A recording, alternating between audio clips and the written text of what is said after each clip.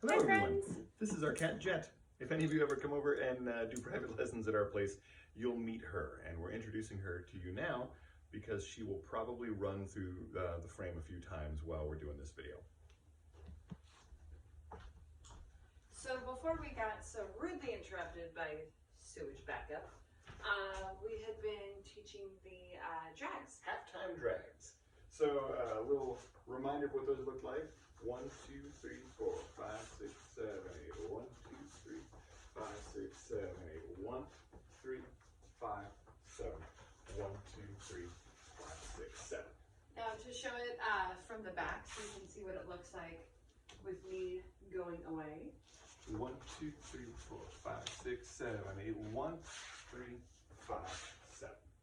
And what it feels like to me follows is I'm walking, I'm walking, I'm walking, I'm walking, but each time I have my weight, each time I'm only rotating my upper body as much as I feel from my leaders. So I'm really, really trying to move forward through the upper body into my lead.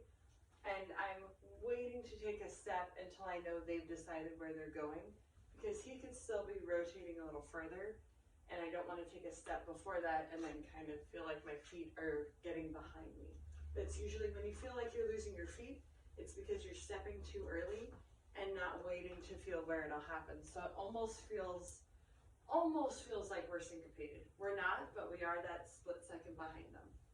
For the leaders, most of the ways that this can go poorly has to do with us and how we lead this. So if the followers feel like they're being off of their feet, oftentimes it's because we're taking steps too big backwards. We're getting a little carried away, and so we're taking these tremendously long steps backward, and they don't need to be big at all.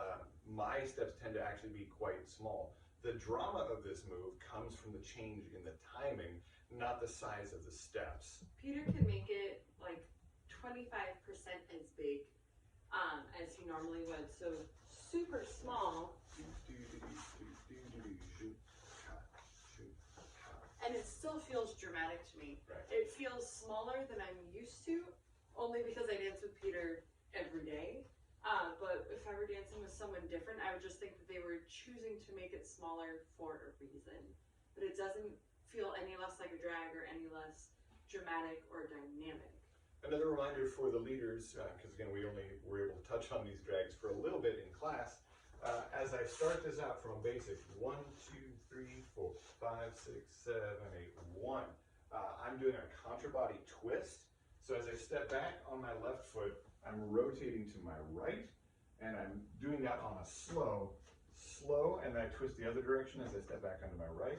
Slow, slow, slow. And leaders, this is super, super important for it feeling balanced for the followers and having that more dynamic movement for them. In thinking back to Monday, I was definitely seeing more of this, which is not how we actually walk anyway as humans. We walk in contrast to the other side of our body because that's balance. Right. It helps us to actually stay grounded. So be thinking of it that way. It would be weird if I walked like this, but that's literally what's happening when you're going backward. Yeah, if you go with like that. So don't make do that. sure that it's the opposite each time. Another reminder for the leaders, again, things that we can inadvertently do poorly to make this go badly for both of us, is if I lean back as I go, that's going to cause the follower to lean forward on me. There is still great connection when I'm leading these halftime drags, but it's the same connection as ever. I feel my partner connecting through me in a forward direction, not on top of me from above. And again, 9 times out of 10, if there's any sort of that on top business happening, it's because I'm accidentally leaning myself back, bringing my shoulders behind my hips. Leads and follows actually in the same way that we did for like our paddles and any of our other pure bow stylings.